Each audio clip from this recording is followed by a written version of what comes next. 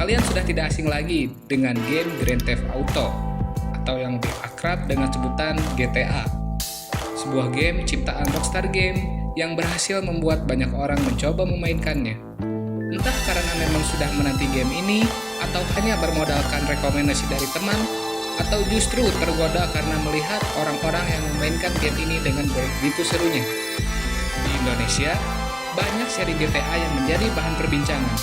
Salah satu seri yang terkenal dan membekas di generasi 90-an dan 2000-an pada saat itu adalah GTA San Andreas. Saat itu, GTA adalah sebuah game yang wajib dimainkan jika mereka senang bermain game, baik itu di komputer maupun game konsol seperti PS2. Lantas, mengapa GTA menjadi starter pack wajib untuk bermain game pada saat itu? Alasannya karena game ini menawarkan banyak kebebasan bagi para playernya untuk melakukan apapun yang mereka mau, sesuatu yang belum pernah mereka dapatkan di game-game sebelumnya. Kamu bisa mencukur rambut, mencuri kendaraan, makan di restoran, mengganti baju, naik pesawat dan helikopter, menyelam, balapan, merekrut orang untuk menjadi bawahan, hingga banyak hal lainnya yang menjadikan GTA ini sangat memorable dan terkesan tidak ada kata bosan untuk memainkannya lagi dan lagi. Namun apakah kalian tahu bahwa salah satu tujuan dibuatnya GTA yaitu untuk memberikan gambaran berupa dunia fiksi yang berfungsi sebagai cerminan dari dunia nyata saat ini?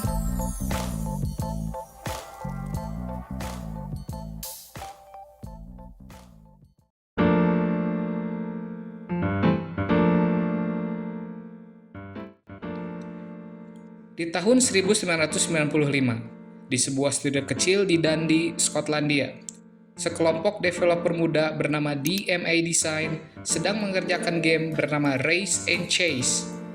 Konsep game ini sangat sederhana, yaitu tentang polisi versus pencuri, dengan aksi kebut-kebutan di jalanan. Namun, mereka melakukan testing demo ke beberapa pemain. Mereka menyadari sesuatu yang aneh, yaitu ketika bermain, para pemain lebih menikmati menjadi penjahat dan melanggar peraturan, seperti menabrak mobil, membuat kekacauan, dan dikejar-kejar polisi.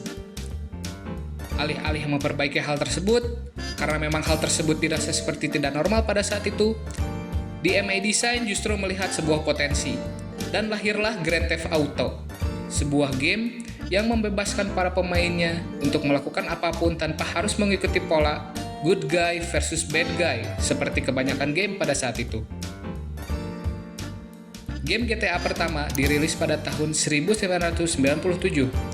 Meski memiliki grafis 2D sederhana yang menampilkan angle kamera dari arah langit, namun game ini menawarkan hal yang baru bagi para pemainnya, yakni kendali penuh atas dunia terbuka, tanpa batas moral yang jelas, entah itu menjadi sosok pahlawan, penjahat, atau sekedar menjadi orang biasa saja tanpa tekanan atau keharusan untuk menjadi sosok yang diinginkan oleh orang lain. Kemudian pada tahun 1998, Rockstar Games di bawah naungan perusahaan Take-Two Interactive mengakuisisi DMA Design secara keseluruhan, termasuk hak cipta dari game Grand Theft Auto itu sendiri. Di saat yang sama, dua orang bersaudara, yakni Dan Houser dan Sam Houser, mulai membawa visi baru untuk Grand Theft Auto, yakni GTA bukan hanya tentang kebebasan dalam berbuat, tapi juga menjadi penggambaran dari dunia nyata yang kehilangan arah moral. Mereka menambahkan elemen satir berbentuk dunia fiksi yang sengaja dibuat menyerupai dengan dunia asli, dengan tambahan lapisan sindiran terhadap pop culture, media, dan sistem yang gila akan uang dan kekuasaan. GTA bukan diciptakan untuk mempromosikan kejahatan, tapi untuk menunjukkan bahwa kejahatan seringkali hanyalah bayangan, bahkan proyeksi dari dunia yang memang sudah rusak terlebih dahulu.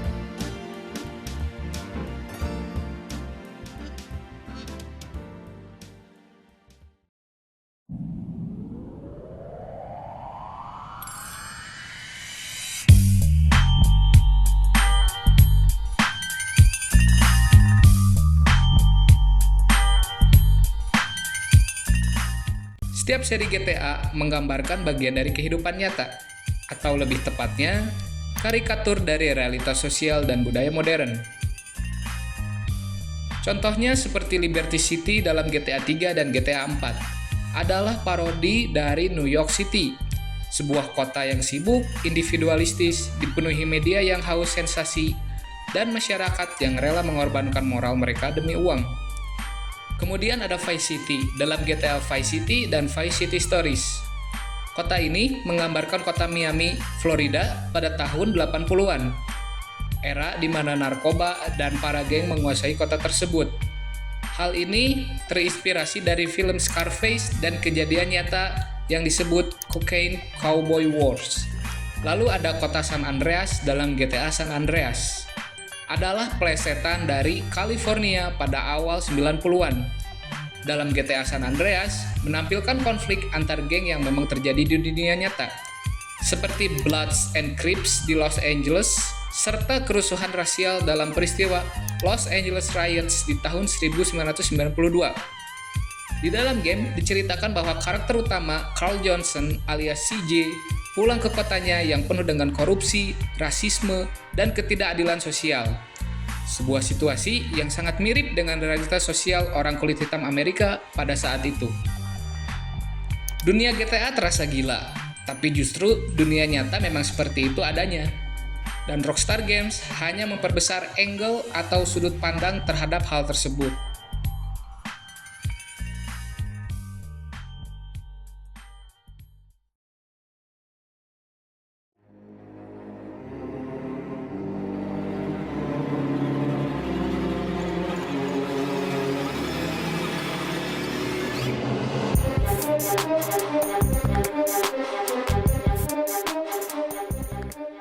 Meskipun setiap seri GTA memiliki cerita, permainan, dan dunia yang berbeda-beda, tetapi setiap seri mempunyai satu kesamaan, yaitu kebebasan para pemain untuk melakukan apapun di game tersebut tanpa harus mengikuti alur cerita atau tahapan permainan yang biasanya ditawarkan oleh game pada umumnya.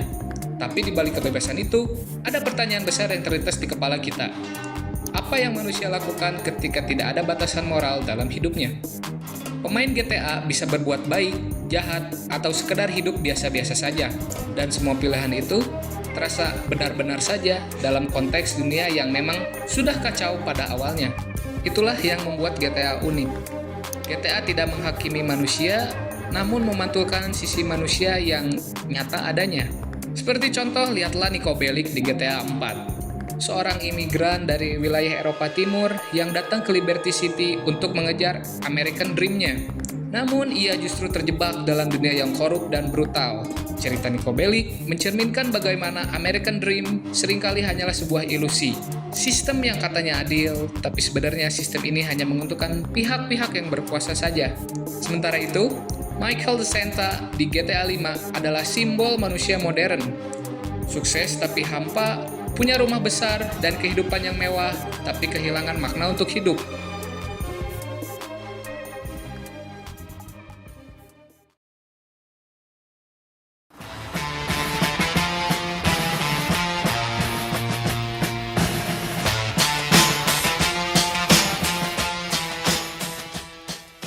Sejak lama, GTA tidak pernah lepas dari yang namanya kontroversi. Banyak politisi dan media yang menyebut GTA sebagai game kekerasan, perusak moral anak muda, atau simulator kriminal. Namun tuduhan itu sering datang dari mereka yang tidak pernah benar-benar memahaminya. Rockstar selalu menjawab dengan halus, "Kami tidak membuat dunia ini jahat, kami hanya menirunya." GTA memang menampilkan kekerasan dan kejahatan, tapi bukan untuk merasa bangga atas hal itu. GTA justru menunjukkan bahwa sistem sosial yang ada bisa mendorong orang ke situasi yang ekstrim. Sama seperti dunia nyata, contoh nyatanya adalah korupsi, diskriminasi rasial, manipulasi media, dan kesenjangan ekonomi. Dan ironisnya, semakin banyak kritik, semakin besar pula daya tarik GTA. Karena banyak orang menyadari bahwa apa yang ditampilkan di game itu terasa jujur, walaupun dengan cara yang keras dan sarkastik.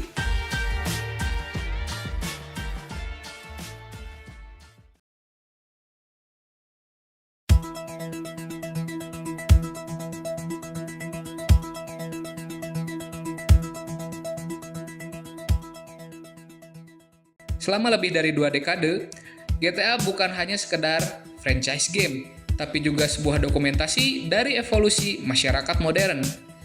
GTA tumbuh bersama dengan perubahan zaman, dari radio satir di tahun 2000-an hingga parodi media sosial di GTA 5. Dan di setiap era, benang merah yang sama selalu muncul, yakni dunia ini tidak sepenuhnya baik, dan manusia akan selalu mencari cara untuk bertahan, bahkan di tempat yang penuh dengan kekacauan sekalipun.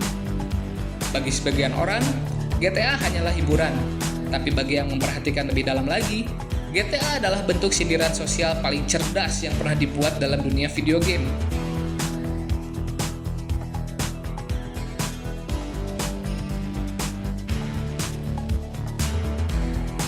Jadi bagaimana menurut kalian? Apakah kalian juga sadar bahwa GTA ini bukan hanya game open world biasa?